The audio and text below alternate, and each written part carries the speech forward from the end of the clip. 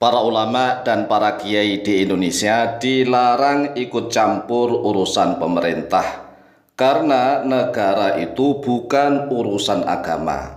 Oleh sebab itulah para ulama dan para kiai di Indonesia sebaiknya fokus membahas urusan agama saja. Jangan ikut campur membahas urusan pemerintah dan negara. Masya Allah, luar biasa. Ini adalah propaganda politik yang busuk yang dilakukan oleh orang-orang yang tidak tahu tentang agama. Orang-orang awam yang tidak pernah paham tentang apa itu agama. Agama itu mengurus kemaslahatan dunia dan akhirat. Sekali lagi, agama itu mengurus kemaslahatan, kebaikan dunia dan akhirat. Jika negara bukan urusan agama, maka seluruh umat Islam dilarang berdoa seperti ini. Rabbana atina fid dunya hasanah. Mengapa seluruh umat Islam dilarang berdoa Rabbana atina fid dunya hasanah? Karena artinya Rabbana atina fid dunya hasanah adalah wahai Tuhan kami, berilah kepada kami fid dunya, di dunia ini, hasanah, kebaikan.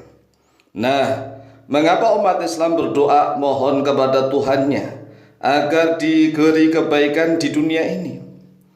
Karena kebaikan di dunia itu tergantung pada kebaikan bangsa dan negara. Sekali lagi, kebaikan di dunia itu tergantung pada kebaikan bangsa dan negara.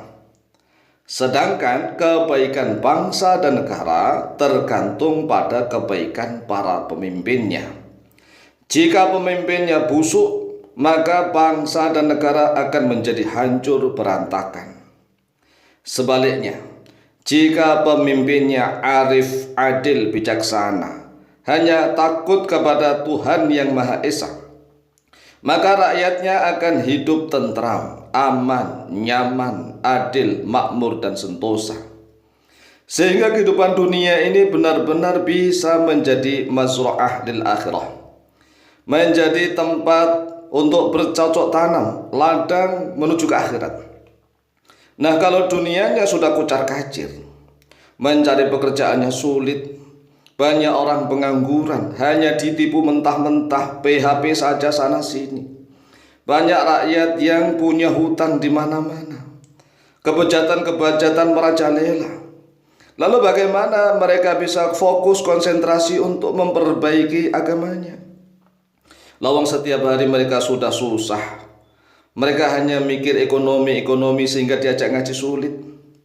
Oleh sebab itulah, kebaikan akhirat itu sangat tergantung pada kebaikan duniawi. Jika duniawinya ini lancar, ekonominya lancar, hartanya banyak melimpah ruah, punya banyak waktu dan kesempatan untuk mengkaji ilmu agama, maka hidupnya akan teratur. Sebaliknya, jika kehidupan duniawinya ini amburadul, lawang mikir beras saja dipikir, besok nggak punya beras. Lalu bagaimana dia bisa memperbaiki akhlak, memperbaiki ilmu pengetahuannya? Oleh sebab itulah, agama tidak bisa dipisahkan dengan kehidupan duniawi. Dan duniawi tidak bisa dipisahkan dengan bangsa dan negara. Karena di dunia ini ada kumpulan manusia, kaum yang membentuk suatu bangsa, sehingga mereka mendirikan suatu negara, disebut negara bangsa. Nah, negara akan mengangkat seorang pemimpin yang memerintah dengan arif dan bijaksana.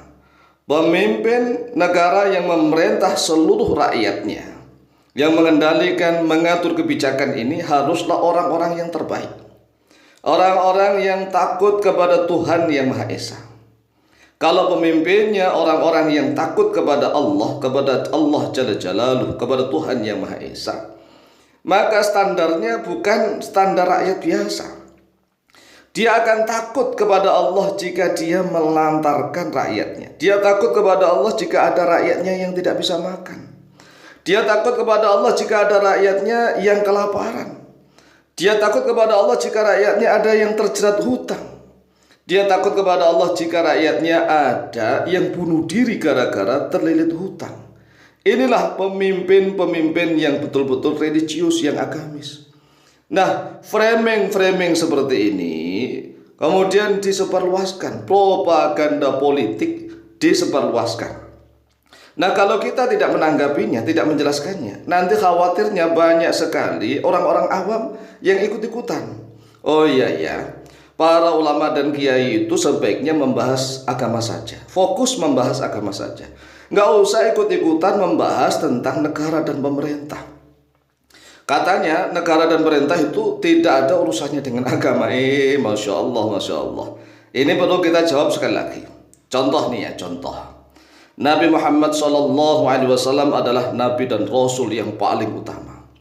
Beliau adalah pemimpin negara. Jadi Nabi Muhammad SAW adalah pemimpin negara, membentuk negara Madinah, yang beliau mengatur segala urusan rakyatnya. Itu Nabi dan Rasul. Nabi Muhammad SAW menjadi pemimpin negara. Kemudian generasi berikutnya, para ulama-ulama yang alim. Yang alim ini bukan hanya kelas kiai abal-abal, yaitu sekelas Abu Bakar As-Siddiq. Abu Bakar As-Siddiq menguasai Al-Quran dan hadis. Kemudian Umar bin Khattab menguasai Al-Quran dan hadis. Kemudian Utsman bin Affan menguasai Al-Quran hadis. Ali bin Abi Thalib menguasai Al-Quran hadis. Semuanya ini menjadi pemimpin negara. Mereka menjadi khalifah, pemimpin negara, mengatur pemerintahan dengan baik, sehingga rakyatnya adil dan makmur sentosa, luar biasa. Nah, bisa kita lihat juga di Jawa. Di Jawa itu Raden Fatah. Raden Fatah adalah seorang ulama, seorang santri tulen yang dibantu oleh para teman-temannya yang bergelar Wali Songo. Wali Songo dan Raden Fatah itu ulama-ulama yang hebat.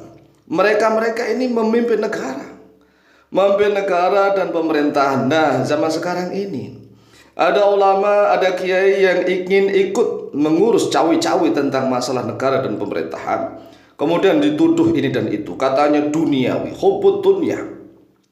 Para kiai dan ulama yang ngurus negara hubbud dunya. Nah, pertanyaannya, apakah kita menginginkan negara kita ini selalu diurus oleh orang-orang yang tidak kenal agama? Apakah kita menginginkan seperti itu? Sehingga amburadul, acak-adut. Nah, kalau para kiai dan ulama dituduh bahwa mengikuti pemerintah, ikut cawe-cawe masalah negara adalah hubbud dunya, cinta duniawi, nah kita bisa melihat bagaimana Rasulullah, bagaimana Khulafaur Rasyidin, bagaimana Raden Fatah dan Wali Songo menyebarkan Islam di tanah Jawa. Oleh sebab itulah sudah saatnya Indonesia ini akan segera dipimpin oleh orang-orang yang betul-betul ahli agama, yang takut kepada Allah Jalla Jalaluh, menjadi ratu adil, negara yang makmur sentosa dunia maupun akhirat. Amin Allahumma amin.